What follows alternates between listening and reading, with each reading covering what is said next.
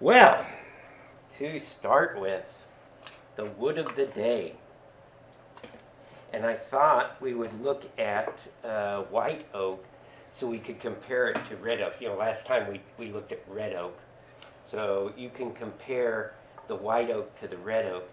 And there is a color difference for sure. I mean, red oak is kind of reddish. The white oak, sometimes it's more white. I think this piece has a little bit lighter, but it kind of varies from gray to white. There are a lot of different varieties of white oak. In fact, in the NDS, what they consider white oak is a whole range of trees. So you can kind of compare those. The red oak on top is the one we had before.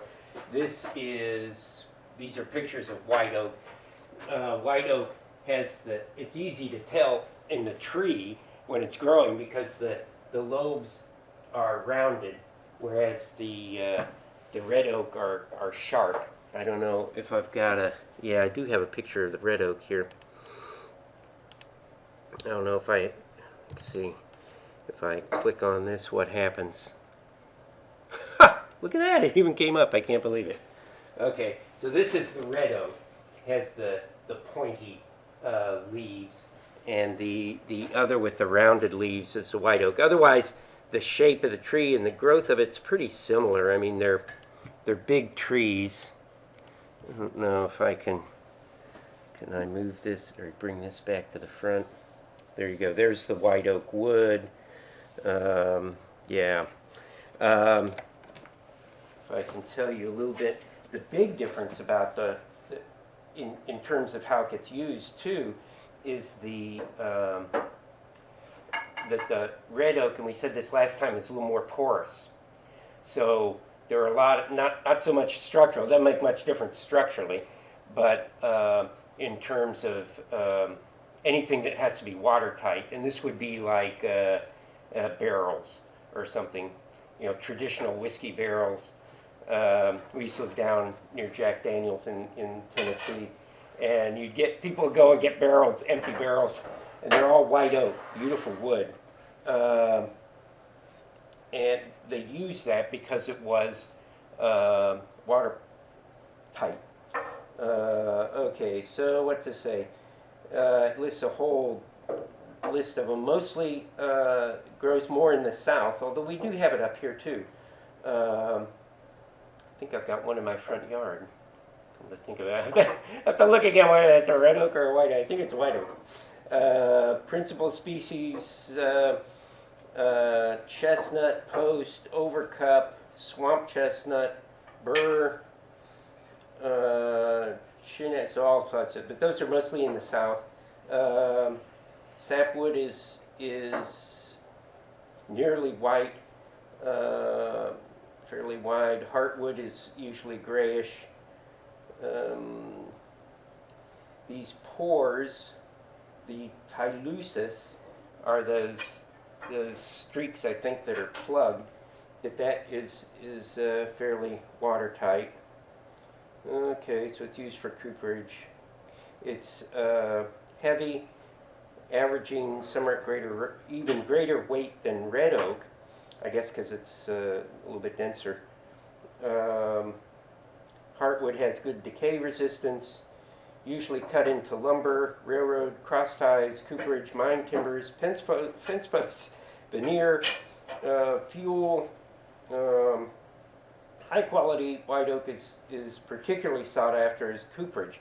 You wouldn't think there'd be that much a demand for cooperage nowadays. Who makes barrels? But I guess maybe, at least in whiskey making, you need it. I don't know, or you need that many.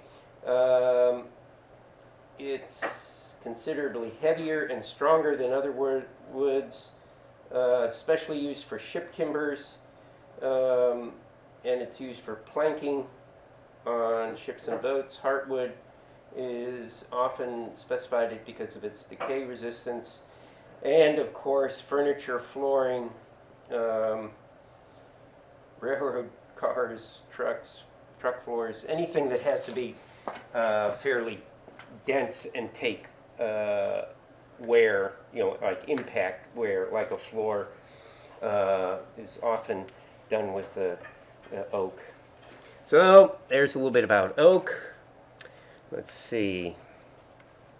And the other thing that I can show you, thank you, that I went out and visited yesterday.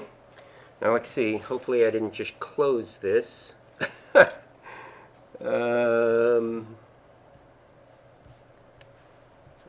think I can show you, yeah.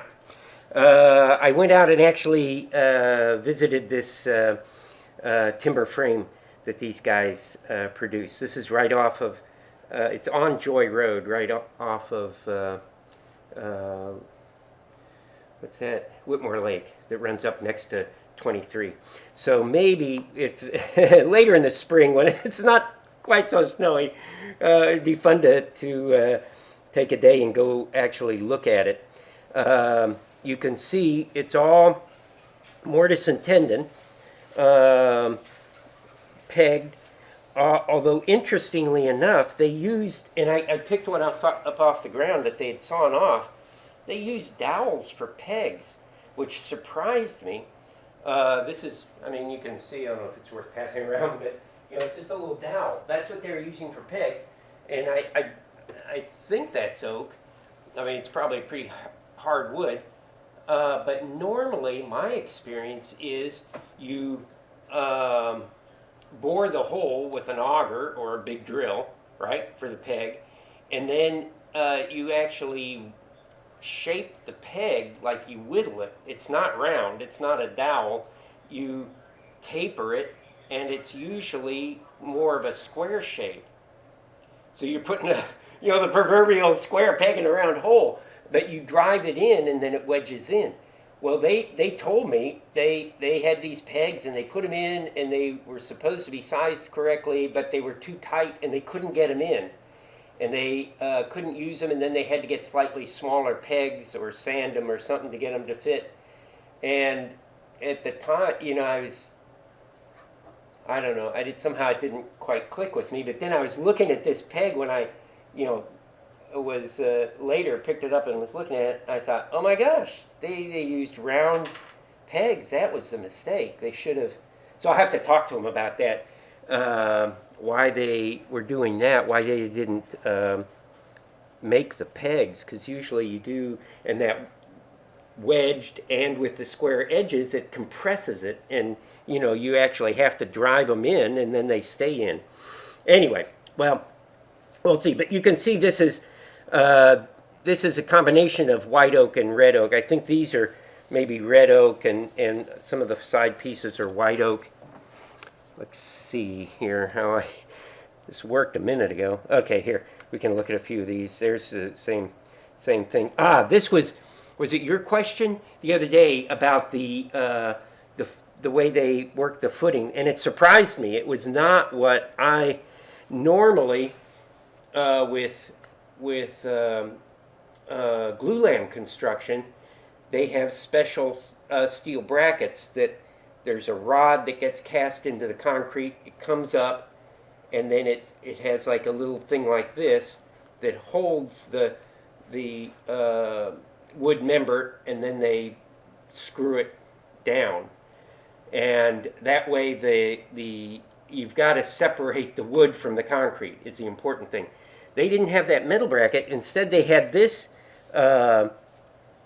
Actually, that's like a plexiglass acrylic separator, which surprised me. I thought, acrylic? I don't think I've ever seen that before, but all right, maybe it's certainly a water barrier. There's no question about that.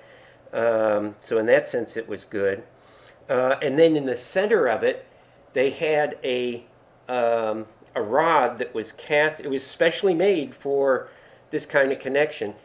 But it was just a threaded rod that went into the concrete and came up, and then on the top of that rod there was like an eye that got screwed onto it, and that eye, then you slotted the wood, I guess, and that all fit over the wood had to come over it, so that was um, a little bit, I can see, they had the crane to lift it because it really did have to come down.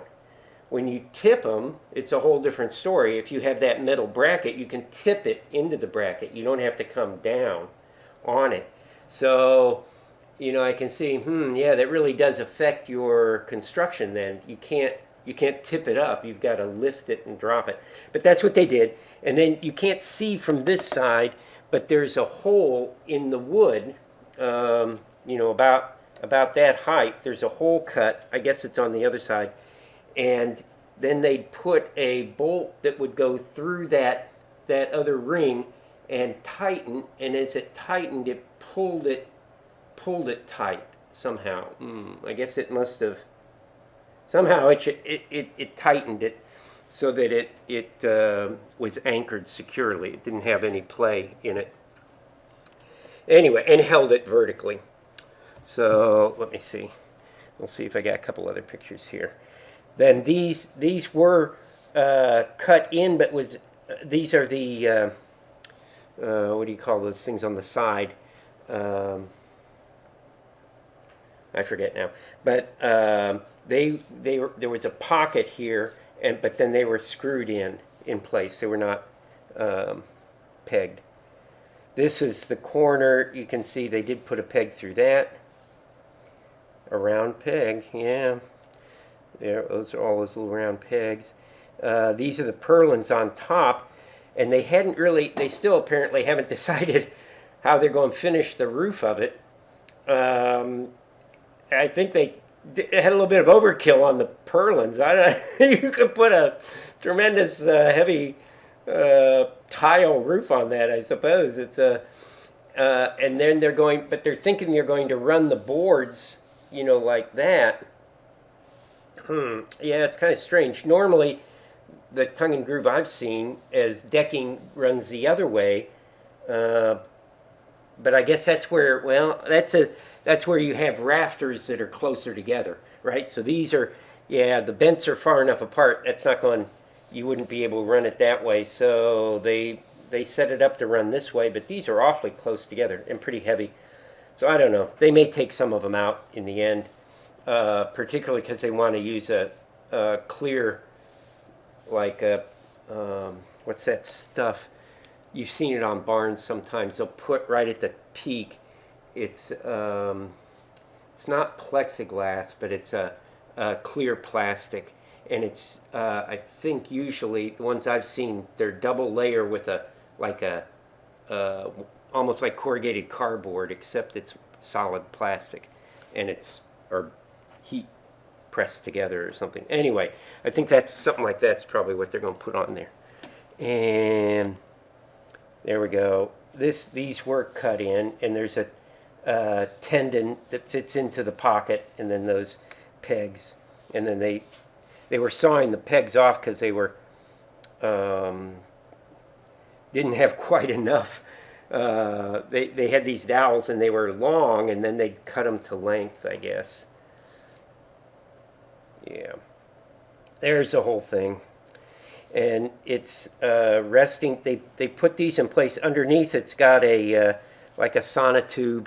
It's a 4-foot long sonotube, so it goes all the way. Good foundation, and then on top they cast these blocks and rested the whole thing on top of that. That's and in here is where that vertical tie down is. There is no. Normally you'd have a piece that would go, instead of this all the way across, here they do have, in the middle bent, they do have one that goes across, but this is lacking the horizontal. I mean, it's very small. The whole thing's not very big. It was originally intended for one cow, and maybe eventually 2 cows. So it's not a huge facility here. So I don't think they're going to get in too much trouble not having the horizontal. And these are set pretty low, so they're taking the tension, I guess, pretty well. It'd be interesting. We maybe we do that little STAD project later in the term. I may get the dimensions of this, and we could actually analyze this, which would be kind of fun.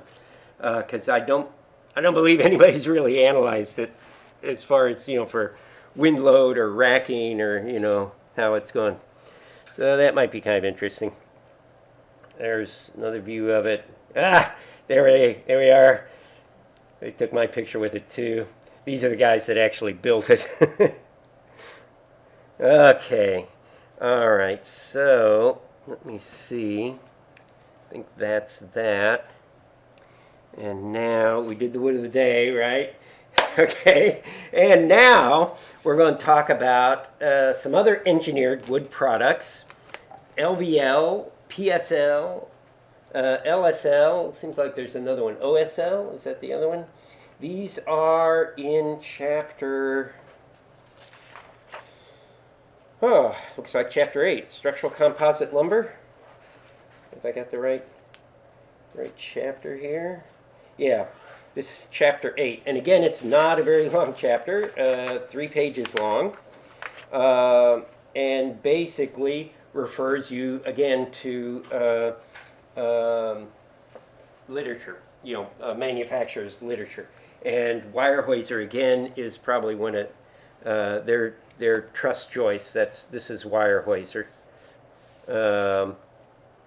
Now these pieces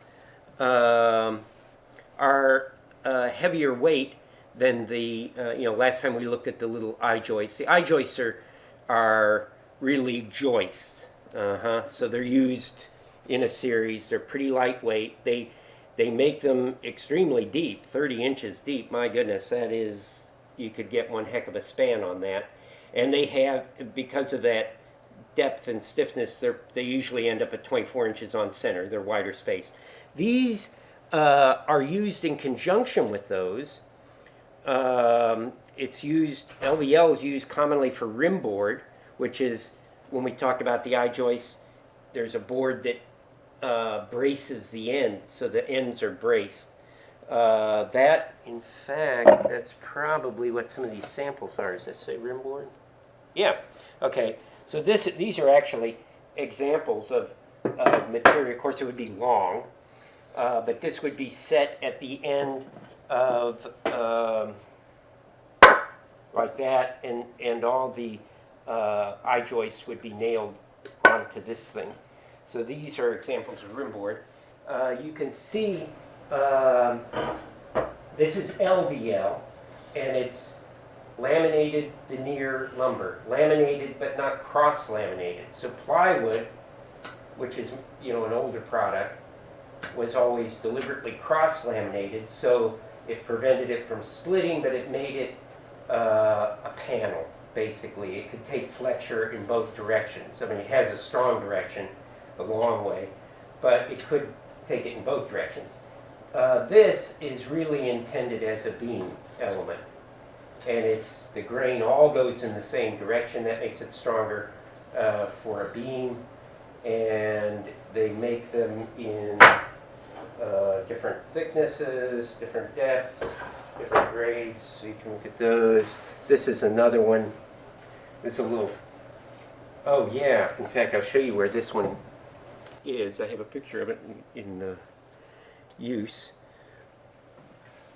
Okay, so again, the APA has their overview. The same, we talked about the E30 is the main. I mean, this thing must be, I don't know, 50 pages long. It's a pretty big, this is the most detailed piece of literature, the E30.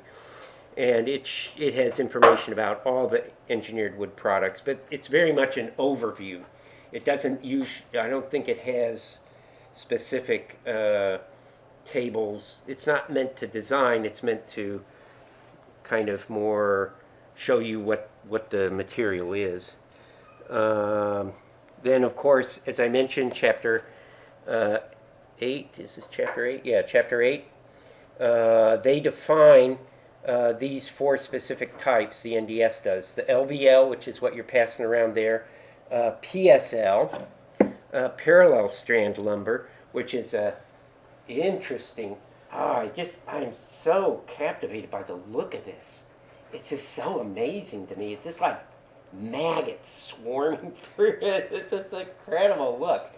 And I've got a little video on how this is produced. It's very interesting how they manufacture this. But this is also used almost the same way as LVL, except they make it, I believe, in bigger sizes.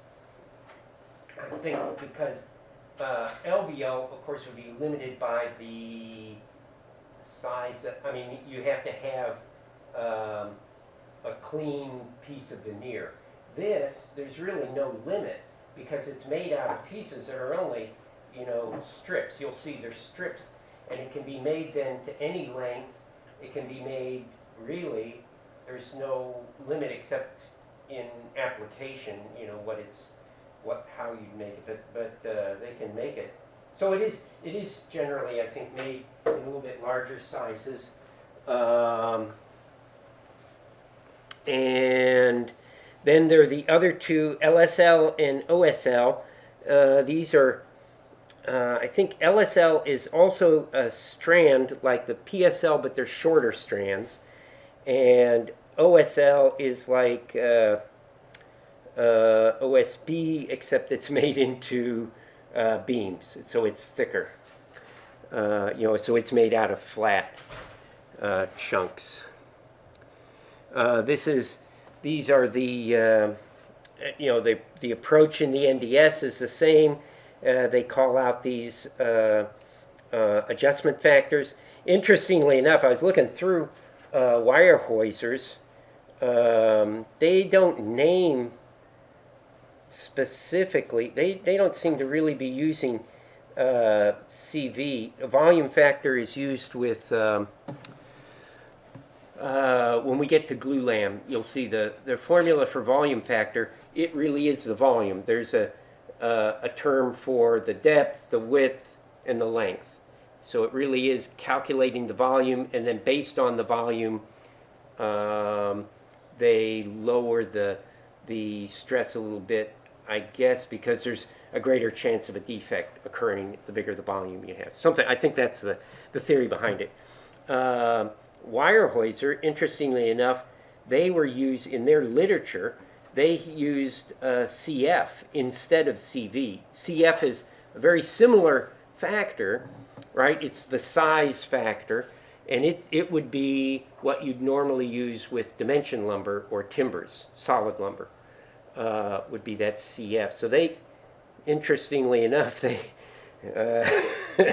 they do it a little bit different than the NDS would imply here with their table. But otherwise, you can see, for your bending, you definitely have your low duration factor. If you use it, and this is, I guess, maybe LVL, maybe a little bit more, could be used in moisture conditions, I guess, depending, if they use the right glue to put it together. But I don't know, I'd be a little bit reluctant to use any of this in moisture. Temperature, of course, there's a reduction factor. The same CL factor that's used that we looked at earlier for solid lumber is used. Repetitive use, apparently, although it's very rarely used repetitively. These aren't meant for joists. These are beams. They're a little bit bigger, so you normally wouldn't be getting into the repetitive use factor. Okay, let's see. Yeah, I already showed you this. Oh, this is, they have the E30, like I said,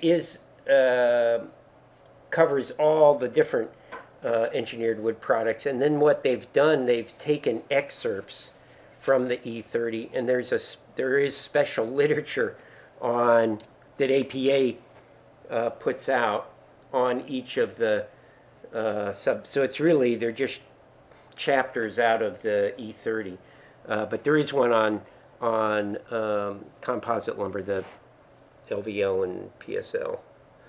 Okay, and then this is some of Weyerhaeuser's literature. So they have some very extensive literature, and this would be the literature then that you'd use to actually design it. This is the TJ 9000. And that's for these pieces. And then for this other stuff, what are these? Beams, headers, and columns. Beams, headers, and columns. Okay, so it's similar, except I guess different grades of the PSL specifically, where this is LVL and PSL. Okay, whatever. But they have both of those. Their literature will have tables, and they have two different types of tables. They have span tables where you can just go and, given the span, given the load, well, let's see, I think you find the load, or you find the capacity, you find the load. Well, there's a table in a second, we'll look at it. But you're given the span at any rate. Given the span and given the material, I guess, then you find the load. That's how it must be set up. Or there are property tables, and you can look, there are different grades of these things, and you look at the grade, and it'll give you the different properties, just the same as the NDS table does. It gives you the, except they're set up in terms of force. Instead of giving you the stress, they give you the moment capacity, the shear capacity, like that. I guess the compression capacity, I have to look. Okay, so this is the general nomenclature. Structural composite lumber includes all of these, right? And these are just characteristics. It's made from, they're all made from veneers, whether they're chopped, like the PSL does start as veneer. We'll look at a video in a minute to show you how it's made. And then they chop it to these strands. Or if the veneer is kept as veneer, it's then laminated into the LVL. Or that OSL is much more like the OSB. It's chips. It is also veneer, but it's instead of strands, it's kind of chips. And those are all glued together. Okay, so this just shows you LVL, right? All the grain goes in the same direction. They get used for beams, basically rafters. Okay, maybe scaffold planking. Okay, maybe. This was my son is actually a carpenter. One of my boys, my boy number 6. I have 7 boys, and boy number 6 is a carpenter. And this was a project that he worked on, he was telling me about, so I told him to get me some pictures of it.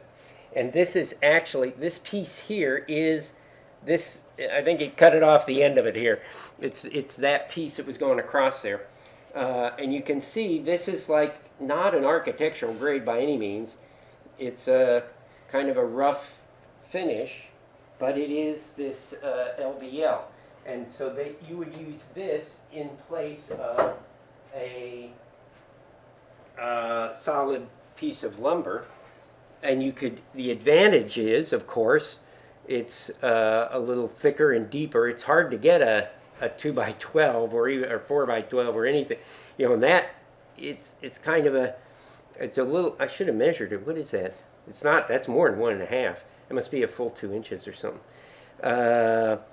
And you can get them in depths. You can get them a little bit deeper than that. Not as deep as the PSL, but I think you get them, we can look at the chart in a minute. I think they go up to 14 or 16 maybe at the most.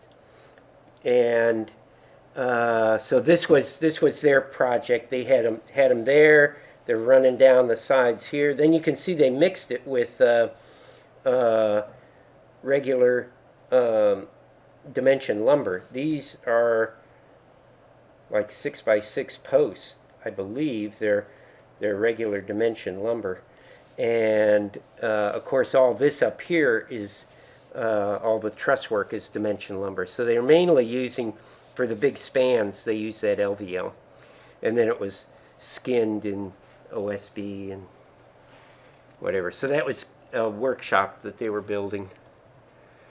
Okay, PSL. Okay. So this is a little bit more about the PSL. It's chipped into parallel strands that are then, I got a video in a minute that shows real well how it's put together. They do specify the the ratio of length to thickness. So they say around 300. So if it were an eighth of an inch thick, whatever, 300/8 of an inch would be the length of it. I think it ends up being around 4 feet. Let's see, what would 300, if I divided it by 10, a tenth of an inch would be 30 feet, right? Or 30 inches, I'm sorry, 30 inches, of course. So, yeah, that's about right. I mean, these strands, what you're seeing there, that's probably close to a tenth of an inch. So that would have been, the real strand length must be about that. You know, they're about 30 inches. Anyway, and then they're offset and all glued together. So it again gets used primarily for beams, headers, sometimes for columns. And it is, in the manufacturer provides the specifications for it. Now, let me see. I think this video, this is a real good video, and it's the guy, there's a program, I forget what program it is, like there's this guy who goes around and builds houses. I forget, like, it's not This Old House, but there's another one, and this guy goes around and he then makes these little videos of his projects. And this was, he was using PSL in the project, so he went to the manufacturer and they gave him a complete tour of the process, which is really a good overview of the entire process. Hopefully I can get this to play. We shall see if I can. Okay, that's hopeful. What do we got here, Dave? Well, we have the veneer from which we make our product. We can not only utilize this good veneer that you'd use in other processes, but we can use what is considered waste. We call it fishtail. It comes because the log isn't perfectly round when we start the process. Yeah, so this has been veneered off of around, is it Douglas fir? That's right. Yeah. Where's it grown? In Oregon, Washington, and here in British Columbia. So none of it is imported. That's right. And it looks like it just got veneered a week ago. What's the moisture content? It's high. It's about 30 to 70% water in this Wow. pile right now. So what's the first step in making Our first step is right over here, and it's drying the veneer. Okay. How do you actually dry it? When we take the wet veneer and we put it right into these machines, it travels on these belts throughout a dryer blowing hot air at about 170 degrees Celsius on both sides. How hot is that in Fahrenheit? About 340 degrees. And does it get all the moisture out of it? Down to about 2 to 4%. Fabulous. When the veneer comes out of the dryer, we sense the moisture content, and if it's too wet, we mark it with a black paint and then put the veneer back through the dryer a second time. Then what's the next step? The next step is the veneer goes right into the stranders. The strander.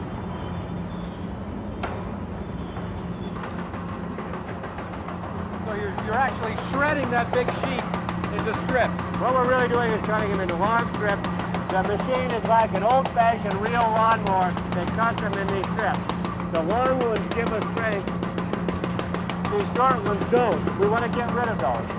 So why do you switch direction here on the conveyor belt? That's because they've got an ingenious device that the long ones have to jump this gap.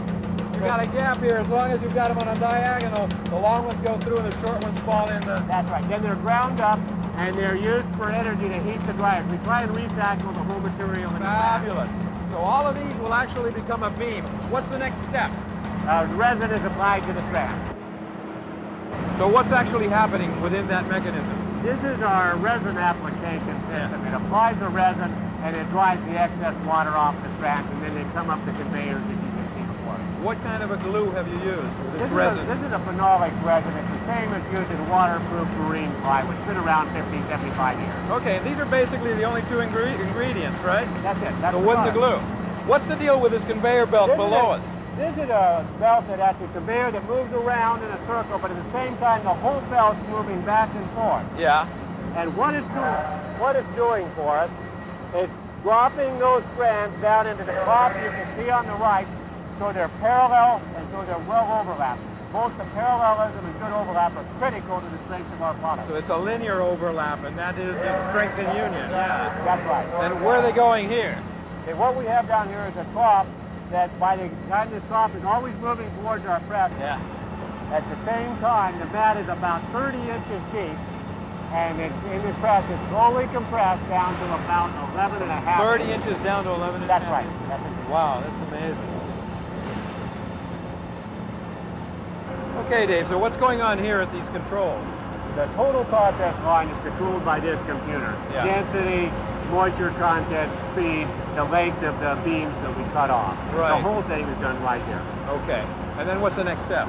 The curing, the pressing and the curing, the whole beam is cured by microwave energy, gets it over the boiling point of water, that solidifies the product and gets a good glue bond. So that's over 212 degrees Fahrenheit. Absolutely. Great. And then what?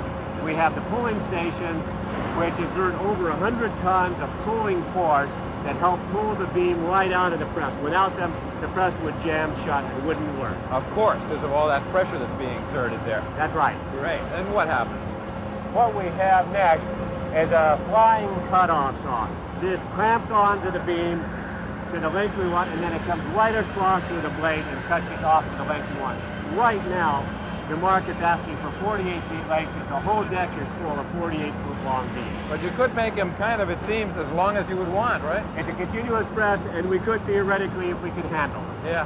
In reality, 66 feet is about as long as we produce under Yeah. a normal Yeah. circumstances. Then what's the next step after you've cut them to length? The beam is then put through the sizer, which just cleans up the outside edges, makes sure it's perfectly square. Then if we want a smaller cross section, it goes to a saw that cuts it down to a smaller cross section, to a sander that sands all the sides.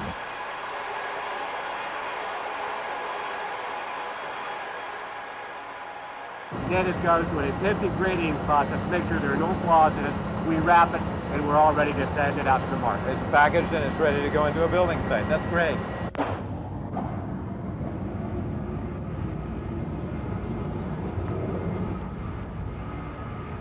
Tell you, what's amazing is the scale of everything is so huge here. How big are these paralams that they're loading there? These beams are 48 feet long. It's here where we wrap them, package them, put them on the trucks or the rail cars in the back, and they head to any market in North America. All over the country. That's right. You know, there's one thing we haven't talked about, and that's the price point. Well, in an application like yours, a structural remodeling, the one in Chicago, Paralam will save you money over the normal steel installation. And they'll be easier to put in place. That's right. Can't wait to get ours. Thanks a lot for the tour, Dave. Thank you, Bob. It's competitive with steel, of course. The other advantage is in a residential application, that might be more critical. You don't want to, in this country, we seldom have cranes at a small residential scale construction. So how are you going to lift that big steel beam? That's a problem. Whereas this, it's lighter, and you could do it. You know, you get enough guys around it, you can lift it up into place. You usually just have to get it off the truck, and then you have a forklift that can lift it and that kind of thing. So and of course you can nail to it, which you cannot nail to a steel beam. So there are some advantages. I mean, it's much more compatible in that sense. Now, I tell you what, we will take a little field trip. There's a room just around the corner here. You've undoubtedly been in it, where they've got one of these that's a little bit bigger, so you can see what on a bigger scale, what it looks like. So if you want to follow me.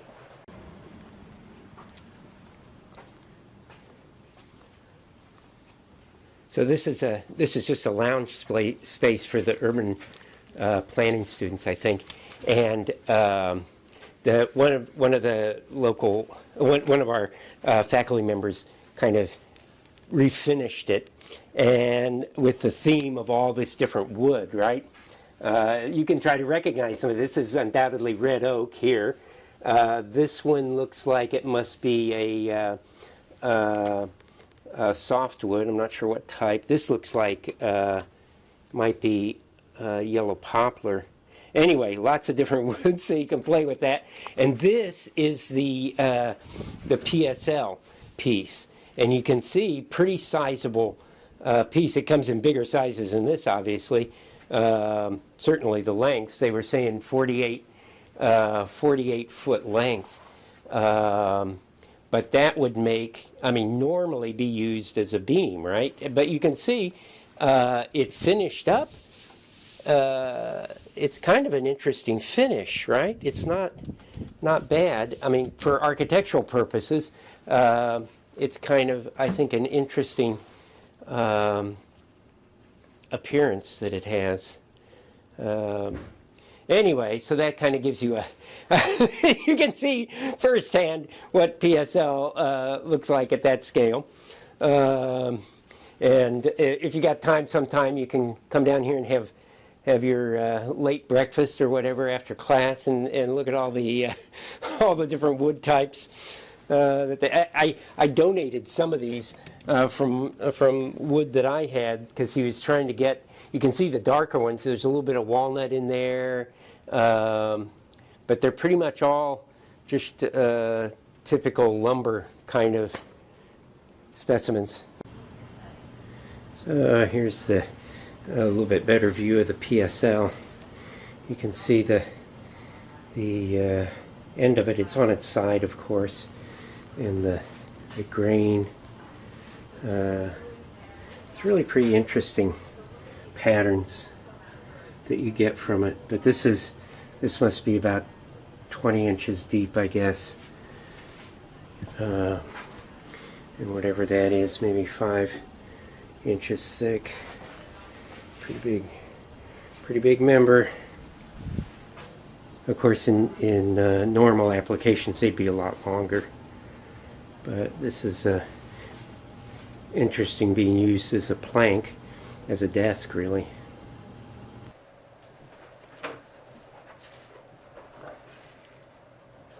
There we go. Okay. So you can see that PSL, and it is. You can see from that video. I think maybe in a table we'll see what the dimensions, the largest dimensions are, but it is pretty large. So it gets almost, I guess, Glulam is bigger. Glulam will be bigger. Glulam's the biggest of all. That's the ones that's, dimension lumber that's actually just stacked and glued together. And that's not only, it's the strongest and it's the heaviest, biggest sections. But this is probably number 2. It's right up there, I guess. Whoops. Uh-oh. That means I forgot to plug my computer in here. All right. Always something I forget. Good. Okay. So what else we got? LSL. This is should be. I don't think that's the right picture for LSL. LSL, I believe, is the same as PSL, except the aspect ratio. The lengths are shorter. They're aspect ratio of 150 instead of 300. And the OSL is the one that's made with. It looks like flakes, right? These are like OSB, except it's thicker. Okay, and there are, if you look in the, forget if this is out of Weyerhaeuser's or APA, but there are, of course, limits on where you can drill holes in it, and that's based primarily on the shear. You don't want to be in a critical shear zone, or, of course, out toward the middle. You don't want to be in the where there's a higher moment at the top or the bottom. So you have to avoid those areas. And then these are some of the specifications. This is for, this is all of them, right? So LSL, let's look at the LVL. LVL goes all the way up to 20. Okay, a little bit deeper than I thought. And the PSL, am I wrong? LVL goes deeper than PSL? At least by Weyerhaeuser.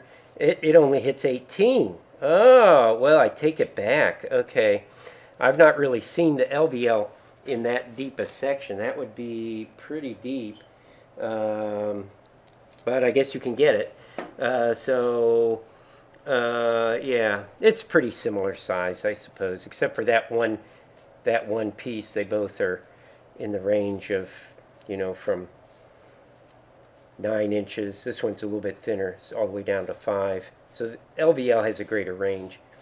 But what they're showing here for LVL, they only have one thickness, and that is certainly not correct. There are different thicknesses. I think these pieces I had are different thicknesses, right? Is this not, who did this? Is this not wire hose? Oh no, this is Boise Cascade. Okay, whoever that is in Oregon. So there are a couple different thicknesses there. Weyerhaeuser only seems to be indicating the one thickness, although they've got 3 thicknesses. So it just depends on your manufacturer, whatever they. That's why you got to use the literature that's available and see what sizes they produce. They are deliberately, as I mentioned before, different. The depths should be different, although that one looks like a standard lumber depth, doesn't it? They should be different from dimension lumber because you're not supposed to use them together, and they deliberately, at least from what I read, try not to make them the same size. Although, yeah, I don't know, a couple of those. We have to check. What's a 12 by? Right? Oops. 2 by 12 would be 11 1/4. Yeah, okay, well, I don't know. That doesn't seem to pan out. Maybe in theory, I guess, but not totally. Okay, so design properties. Now, these are tables out of Weyerhaeuser's literature, and they set up the tables with the CD factor included. Right, so this would be, they've already got the load duration on these numbers. So, well, okay, for a load duration of 1. And this is giving it to you, this is all 3 of them, right? LSL, LVL, just the 1 thickness of LVL. Okay, I guess they do only have 1. And 3 thicknesses of PSL. And the different depths, okay, the range of depths here, and then for each one of them we're getting the forces, moment, shear, then they also give you the moment of inertia and the weight. So with that you could, basically design, you still have to put the other load duration, if you're using a load duration factor different than 1.0, you still have to adjust this, right? And if you have a moisture factor, there were some footnotes that I think I left off of this table that included. Let me see, maybe they're on another table. Here we go. This is basically the CF formula. That's why I mentioned they're using CF instead of CV, but okay, whatever. And here they tell you this has got the CD of 1, right? And you can. It says you are supposed to adjust it, right? Adjust to the duration of the load. So you are supposed to adjust these factors, like for snow load or wind load or whatever, you'd put that factor on these. Let's see, the this is tension, has already got the volume effects in it. Okay, perpendicular, the bearing may not be increased for load duration. Okay, I think that, is that the way it usually is? Yeah, that's the way the code shows it here. There is no CD for FC perpendicular. Anyway, it's kind of funny. in this literature, all these, you have to be real careful to read the footnotes under each table, because the footnotes have quite a bit of information in them that you have to make sure you're paying attention to. It's, I can remember years ago with the NDS, it was the same way. They didn't have this whole system of adjustment factors, only came in, I think sometime in the 90s maybe, I forget exactly when. And what they did instead is they, under every single stress table that was in the supplement, there were just a ton of like that, half the page would be footnotes. And they were all the adjustment factors, but you had to, it was just a nightmare to try to make sure you did it all, that you included everything you were supposed to. So that the way they've done it now with the adjustment factors is far better. I mean, it's, to me, much clearer, you know, that you just have a list of adjustment factors, you just go down, check, check, check. Some of them apply, some of them don't, but at least you know what ones you're supposed to look at. In this Weyerhaeuser literature, you're back to all the footnotes, because there really is no, they never show you this, you know, although the NDS does, and basically Weyerhaeuser is following those same factors, but it makes it a little bit more tricky to find it all. Anyway, okay, so those are design properties. What else we got here? This is their just the general assumptions for beams, I guess. They, for the CL, they do expect it to be braced. Right. There are some bearing requirements. They give, in the tables, you'll see they give bearing lengths, and that depends whether it's end bearing or out toward the middle, and that already builds in the that CB factor. They are never cambered. You can imagine there'd just really be no way to do that the way that was manufactured, right? You can't, they're just pressed. That press, by the way, I didn't catch whether he said, but if you looked at it, it's an incredible amount of compression they put on that PSL that really is, I mean, from all the loose strands, and then it really is pressed into the shape. Okay, so let's see, and this is just tolerances, I guess. All right, gives you a little bit of information there. This is a load capacity table. This one is for, right, CD of 1.25. So this would be for a roof live load, right? What is that, a week or something? Something like that, I forget. But not snow. So they already build that into the table, but then they don't give you other tables. See, this is why it's a little bit, to me, it would be easier just to use a CD factor. Why do I have to, you know, have a table that has one CD factor on it, but maybe it's not the one I want? Oh, well. Then you've got to, you know, kind of adjust it all to work. But, okay. I guess this is maybe the most common. I think they have another table maybe that has a CD of 1 or something. And here you can see, what are we're getting the total load, a deflection limit, and this is the, that L over 240 is, I believe that's the IBC limit on roof live loads, and end bearing. So they give you, for the different widths, right? And this is for LVL. Ah, look at this. Okay, Weyerhaeuser. Oh my goodness. This is LVL, right? But they show both widths. So go figure. All those other tables, they only showed one width for LVL, but now suddenly they've got 2 widths for LVL. All right, whatever.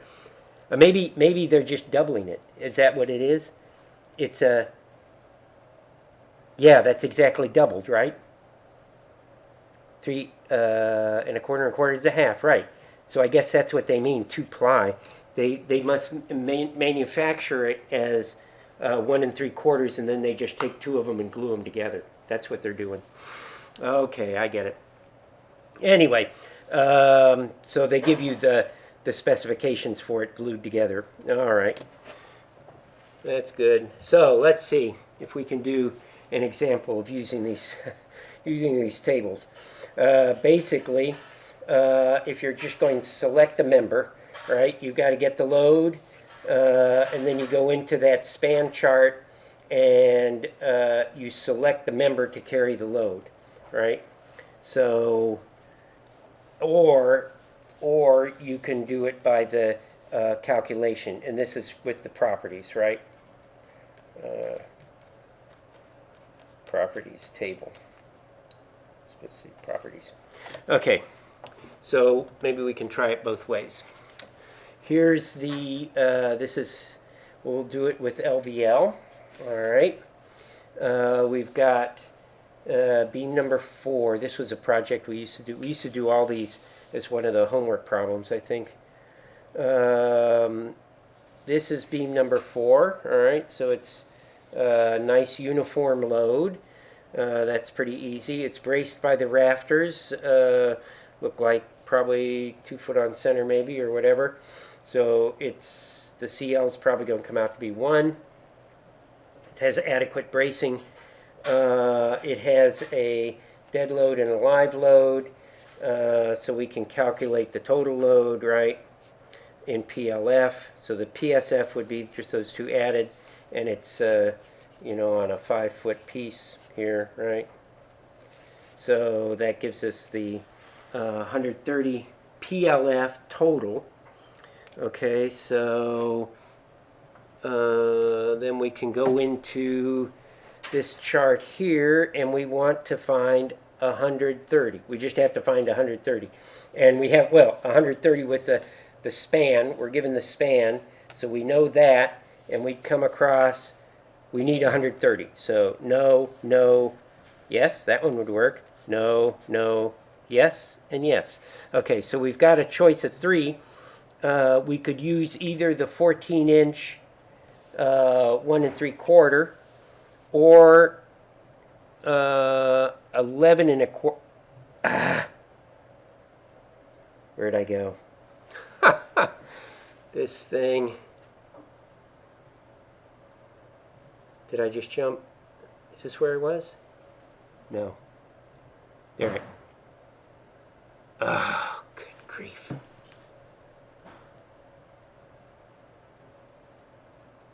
I was there. All right, we already went through that. I think we were... Oh, yeah, I'm sorry, I didn't see the checks. Okay, here's where we were. All right, if I get my hand in just the wrong spot here, that's crazy. Okay, so given that, you could maybe, if height were an issue, you could drop down to 11 1/4 height, right? And you'd meet it there. Or if height wasn't such an issue, then the 14 would actually be lighter, right? This is, oops, where's it? Oh, it doesn't give me the weight, but you could probably see 14 times 1 3/4 is certainly less than double that times 11, right? Yeah, it's less area. So this one would be less area, probably less expensive than. It also gives you the deflection. Should be, the load for causing, the load that would give you 240. And here, they don't really make this too clear in the table how they got that number, because that should be live load only, right? But they're not. This is total. Is this only the live load? I guess maybe if I went back and read through their literature, you'd have to be a little bit careful about what you're getting right there. But if it were live load only, see, because 130 it would miss, right, the total, we had 130, but we only had 100 live load. So 100 live load, it should pass. That should be okay. And then there's the bearing specifications. Okay, so that's pretty simple to use that. Now let's see. This is the same thing. Again, I believe, except I'm doing it with the by calculating the shear and moment. So, yeah, there for this beam over here, of course, it's a uniform load. What would have made a better example, or you could see where it would make more sense, is for this guy on this side. He has a huge point load in the center, right? So you really need to calculate, if you're going to do this beam on the other side, you really need, that would be an example where the span table wouldn't work. Because it's giving you a span for uniform load, but you don't have a uniform load. You got a heavy point load in the middle. So, okay, in that scenario, then you'd be forced to use the properties tables. But we'll go through the properties table with the exact same beam, just to, I don't know, makes a easier example, I guess. So we'll stick with beam 4. And we had the W total 130 L square over 8. So there's our moment, 9360 foot-pounds. And the shear, at least the max shear, is 1560. You'd have to check whether they have that same offset of D. Not quite certain. You have to go through their literature and make sure that's allowed, but it probably isn't going to control anyway. I mean, that shear, like, as we've seen in other examples, very seldom controls. So it's probably not an issue right off. Okay, so properties. Here are the design properties. And we're going to use, I think we wanted to use LVL. Okay, assuming that. This is for a CD equal to 1.0, but my CD is 1.25. So you could do one of two things. You could correct this table, which means every single value in this table you'd have to then multiply by the correct CD. Instead of 1, you'd have to multiply them all by 1.25, which is kind of a pain because you got all the different numbers. Or you can kind of cheat and just change your moment. If you just take the moment, right? This was our moment, and divide it by the CD, then that would allow you to compare it with this table that has a CD of 1.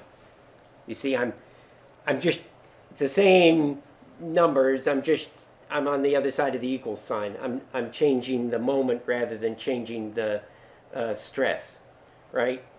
So, okay. If I do that, then I come out with a moment of 7488, and I could look 7488. No, yes, that one would pass. So there's my 11 1/4, and I think, is that what I had before? No, I had 14 before. Okay. All right, so this one's showing that I can do it with 11 1/4. The shear would pass as well. The thing I'd still have to check would be the deflection, and I think this is where that other table includes the deflection, those numbers that were in that other span table. Because if you go through here now, I mean, this is actually, okay, pushing the numbers through, right? So there's my moment. Okay, if I try this section, I can calculate the section mod. They gave me I, but okay, I calculate S, get the M over S, so the actual stress then is this, right? And that I would compare, then I've got to calculate the allowable stress to to make sure that's okay. Okay, the area to do it with shear, there's the area, 3/2 V over A, so for the max, right, using the max here, gives me 118 psi. So I've got those two psi's. I can come in here and do it this way. This gives me, oh, this does give me FB. Okay, so I've got FB and I've got FV, these two that I want to use, right? But I have to put the adjustment factors on them. So this is more the way we did it with dimension lumber, right? Here is the one adjustment factor. I've got to put on, this is a CD of 1, so I've still got to add my, I need this one of 1.25. Moisture I'm not using. This one I do have to get. I'm not sure what it is, but it'll be, should be this formula here. Okay. Temperature I'm not going to worry about. CL, I'm going to assume it's braced, right? It's braced by all those rafters that tie into it. So we don't need CL. CV is the one that's actually, I think, this one, that Weyerhaeuser is using CF instead of CV. And CR, it's not repetitive. So we only really need these two factors. So we get, this is CD is 1.25, CV we calculate, and it comes out at almost 1.979.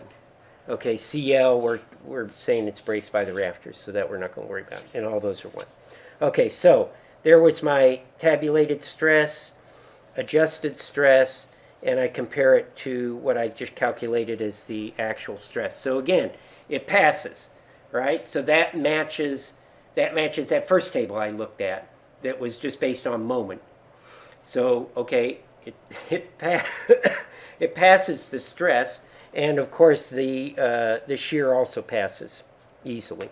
There's only that one CD factor on the shear. Now, the one thing I haven't checked, that I'll still check, is the deflection. And this is out of the IBC. This is their deflection limit for roof live loads. This is where it's coming from. This number right there. So, I mean, if it weren't supporting any sort of a ceiling, you could go as low, I mean, the deflection could be as high as L over 360. I'm sorry, L over 180. If it's a more critical roof, you know, something that could crack, I guess, plaster ceiling, no, not exactly, or stucco, maybe that would be something. L over 360, but the general one, this would just be supporting drywall. That would be your typical ceiling. L over 240. So that's what we were looking at earlier, 240. That's what the tables were set up for, was L over 240. And when you calculate it for, this is the member that passed, right? This was the, I think these, let me see, I think I've got that table here. Here's the 208 is the moment of inertia, right? So I plug in the 208 there, and I get 1.8. And L over 240 is 1.2, so it fails. So that's where it's failing. So interestingly enough, their span tables do include, apparently, the deflection. And if it doesn't meet the deflection, they're showing it as failed. So then to find one that passes, the next one would be this one, 244. That would be 11 7/8 depth. Okay, you could put, what was that? 244, I think is what it was. If I put that in place of that, I believe I get, if I remember, I did this last night, I think I got 1.5. It still failed at any rate, so it still fails. So it would still fail because it's over 1.2. So then you go down to the next one. Now we're up to 400 at the 14. Put in the 400. Okay, put in 400, and I'm down to less than an inch. Okay, so there finally it passes.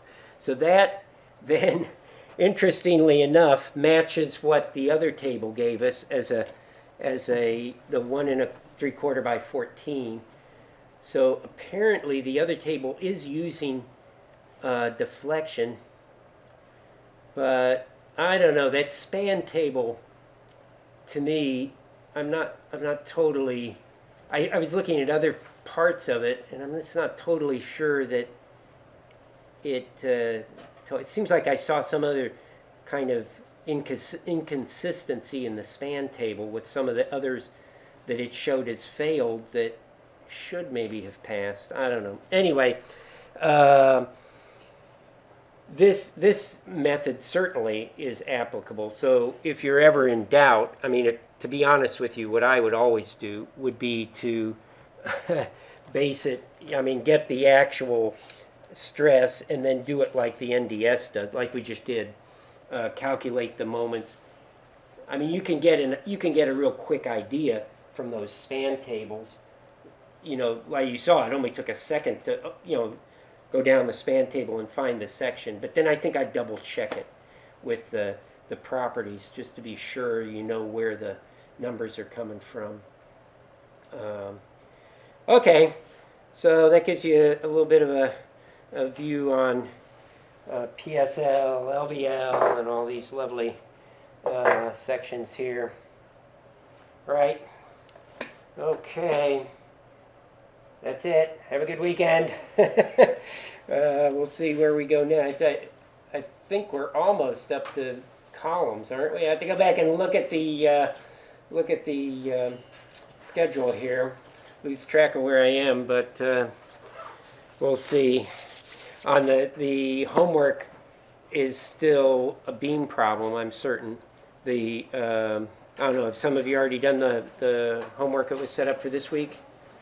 You haven't looked at it yet, but I'm pretty sure it's a beam. It's not this kind of material, it's just a regular dimension lumber. Probably a beam design maybe or something like that. Okay, have fun with it. See you next week.